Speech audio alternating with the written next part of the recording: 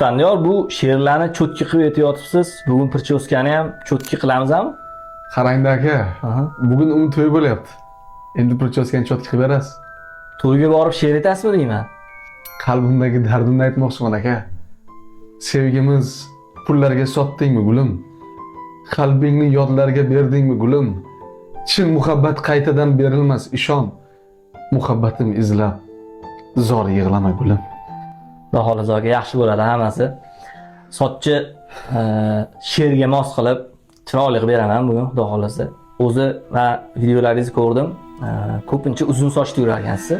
Ha aka, uzunligi bo'ladi. Shu bir kunlik to'y uchun cho'tki stil qilib bersangiz bo'ldi. Lekin sochingiz ozgina o'sib ketib qolgan, formasidan chiqqan. Orqa tomonni ham kichikroq ko'rinishi uchun ozgina uzunroq qilgan ekansiz. O'ta o'sib ketganning hisobiga sal pachoqroq ko'ryapti. Shuni to'g'rilaymiz bugun. Uzun soch o'zi yarashadi sizning yuz tuzilishingizga. Bundan chiqib ketmagan holatda faqatgina bir kunlik to'yga o'zgartirib boshqacha stil qilib beraman. O'zgarishga tayyormisiz? Tayyorman. Wow aka, vobshe cho'tki chiqdi. Cho'tkimi? Cho'tki aka. Nima bo'lsa ham hayotda hamma narsa yaxshilikka-da. Albatta aka. Salomat bo'ling. Rahmat aka, salomat bo'ling.